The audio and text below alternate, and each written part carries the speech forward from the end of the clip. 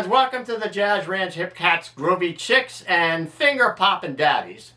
Welcome back to the Jazz Ranch. You know, it's the day after Halloween, and yesterday the Alter Dominant Ego Man wanted to make an appearance on the channel, but instead he made a disappearance. But after all, he is a ghost, he is an alter ego, so he had a gig. He had to haunt people on Halloween night, so anyway, he sent in a short clip. Here it is. Click! So there you have it. So this evening I have a special program for you on Bill Evans and one of his signature songs called Some Other Time. This is a song that identifies his sound and his style. And I'm going to talk about it later on. I'm going to play it for you. But I want to give you a Bill Evans quote made by Charles Blanc of the University of New Orleans. He said this: Bill Evans did more to enrich the vocabulary and harmonic nature of the jazz pianist and ensure the continuation of the jazz rhythm trio than any other pianist in his generation.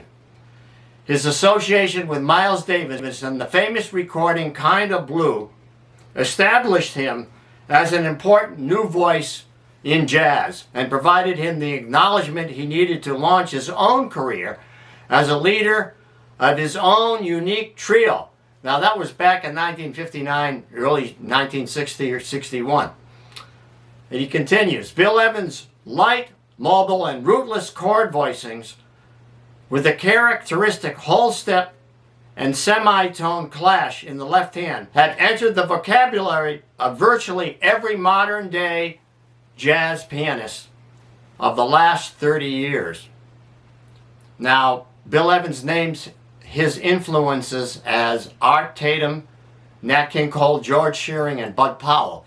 He also names Dave Brubeck and Duke Ellington. Now, I have a funny quote from Duke Ellington. He said this: I never had much interest in the piano until I realized that every time I played, a girl would appear on the piano bench to my left, and another one would appear on the piano bench to my right. So you see, guys, if you learn to play the piano well, you will meet girls. And the same goes for girls. You will meet guys. And I can tell you that the Alter Dominant Ego Man did it that way, and he met alter ego girls.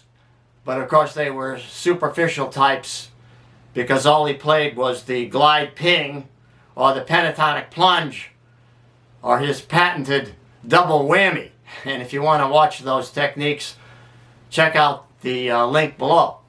So now here we go with a great song, my arrangement now of a great song recorded by Bill Evans called Some Other Time.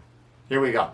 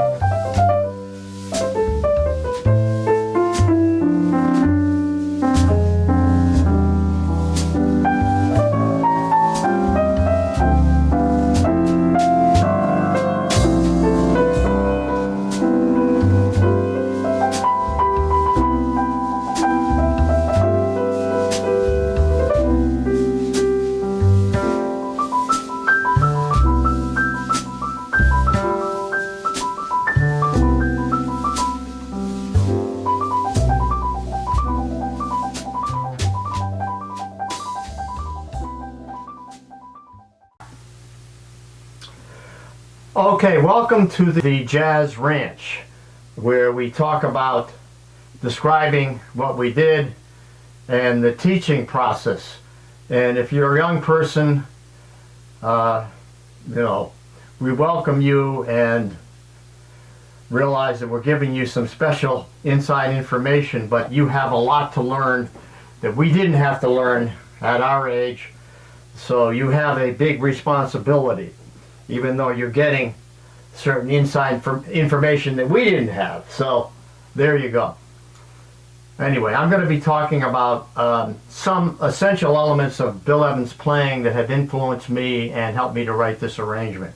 First thing is the vamp. Now, the vamp is just the repeating pattern at the beginning of this that sets it up, and it's this. Now, one of those chords, well, they're unique and they're Bill Evans type chords, and he used these chords originally in a song called Peace Piece, and it was spelled P-I-E-C-E, no, we got it backwards, P-E-A-C-E, P-I-E-C-E, Peace Piece, you dig? So what it is the first chord is a B major 7, but he's playing it like that. Now, in root position we play like that, root, 3rd, 5th, 7th. He's playing it 7th, root, 3rd. So the essential things are that you have the 3rd and the 7th. And the root could be played by the bass player, but he's playing it in the left hand and then going up to that chord. So that's a chord fragment. No, it's not the full chord, it's just a minimalist concept. And this is a concept that he loved. He loved this sound, that dissonant sound there, but when you add the 3rd, it sounds really kind of pretty, right? Then he went to this chord, which is really a beautiful sounding chord, and it's based on a G7th. It's a G7, but with a 9th there, a suspended 4th or 11th, and the 7th up here, flatted 7th, and then the root. So you have this, another major 7th interval here, minor 7th interval here, and then a 4th in there. So you have these interesting intervals and a beautiful sounding chord. But he doesn't put the root in there, he just does this. So the root is implied, right? It's played here, but it's not played like this. No, it's 1, 2, 3, 4, 1, 2. It almost has an implied 3-4 rhythm, like 1, 2, 3, with an extra beat in there. 1, 2, 3. So it's very interesting that way. So that's a signature vamp of Bill Evans that used this previously, and he uses it in this song. Now, the next thing he does is the melody goes like this. But he plays it up here in 4ths. Or I play it up there in 4ths. But puts the grace notes in. You know, so it's not just, it's this. Now what is that? The grace notes are a way that a pianist can slur a note in the way that a guitarist can bend the note, or a singer can sing up to it. You know, can create that slur sound. In other words, not just hit the note right on it, but create more, put more emotion into it.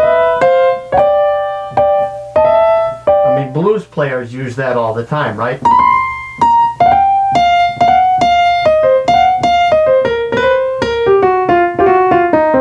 It's an emotional thing, so.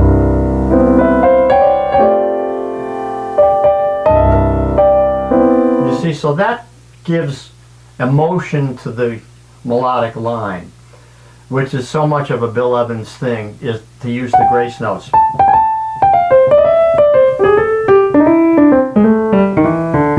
Use that all the time. Now, the next thing that happens is this. You have the vamp thing, and then you have this descending line that goes like this. So the bass is going an F chord with an A in the bass, to a C chord with a G in the bass, to a D chord with an F sharp in the bass, to an F minor 6, down to an E minor 9. So you have this So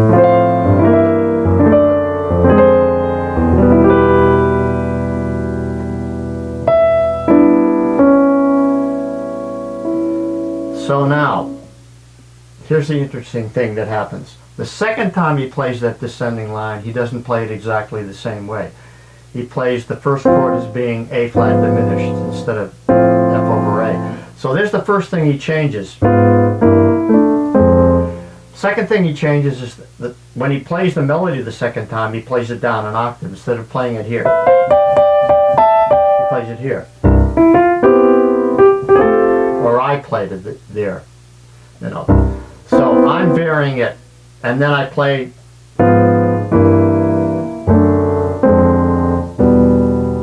Now, two other things that happen that are different.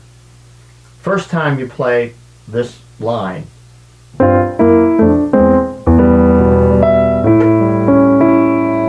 left hand rises. Now that's a drop two voicing. So it's really this voicing here in the right hand, but dropping the second note from the top. So it'd be that D there that drops down an octave, and it goes like this. You have that sound. That's a very unique sound, and Bill Evans uses the drop two a lot. So that would be an example of how he would use it in a rising line. It's usually in rising lines like this. Or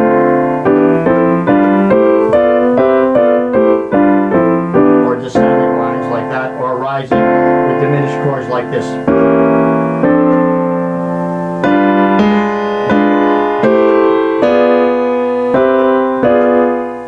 Like that.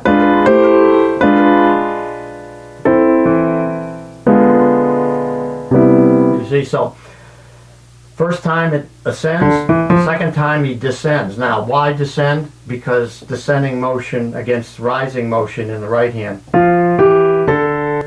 That's traditional harmony, good harmony. But then he puts the diminished chord in there. See, I heard him do that, so I added it to my arrangement. So you have this. Second time you have, and you're putting the diminished chord. Now, why put the diminished chord in there? Well, diminished chord is trying to take us back to here. The C with the E in it. You see, so it's creating some tension in there that you wouldn't have had otherwise. So it's creating another element of harmonic interest.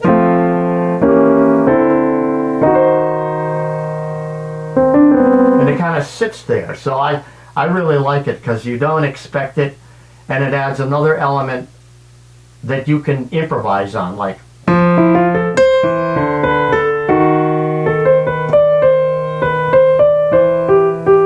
see, I can now play off that diminished scale. Where is it?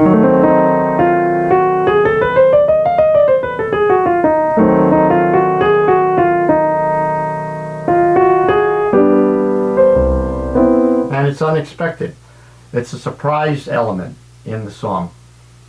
So now what happens? Now you have a modulation, and we're moving down a whole major third, from C down a major third to A flat.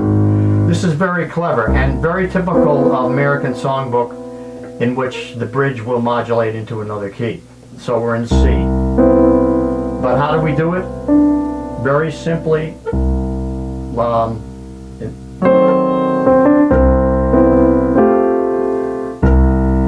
introducing the 5 chord of the new key. So E flat, sus to the A flat. Then, now this is the same thing as the beginning, right? Starting on the third, now it's in E flat, but the melody is different. It doesn't go, it goes. To here. So it has its own thematic material in the bridge, and then it goes like this, and it modulates back in a very clever way like this. From there to a G7, augmented fifth. So common tones and up a half step. See, you can always modulate by moving that bass note down to the note that will take you to the modulation, in other words a 5 chord, and then using common tones or moving in half steps. See, that's the secret thing.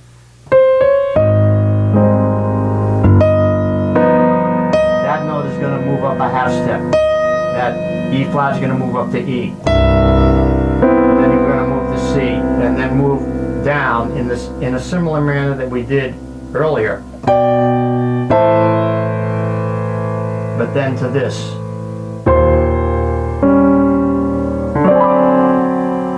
So that note there, which is really the climax of the bridge section at least, and maybe the whole song. The 5 chord there, and then I made it actually with a flat 9, and I played this scale. So now I'm playing really a super Locrian scale against that G with some variation. It's actually a harmonic minor, I'm sorry, natural minor scale on C minor against the G7. So it has the augmented 5th, flat 7, flat 9, sharp 9. Regular 4, no third in it. No major third in that scale. Takes us back to C. So there you have some essential, what I would call secret tips or ingredients of the Bill Evans sound, the Bill Evans essence and his style, that I hope you enjoy this and will learn something. We'll learn this arrangement and benefit from it. So now we'll move on to a sign out. Here we go. Signing off from the Jazz Ranch. Thanks so much for joining me. If you'd like me to talk about the improvisational aspects of this video, please write to me, leave a comment. I always respond to comments if you give me enough time. So until next time, I'll say in the words of my great friend upstairs, Hermie Dressel, swing loose. And we'll see you next time around. Bye-bye.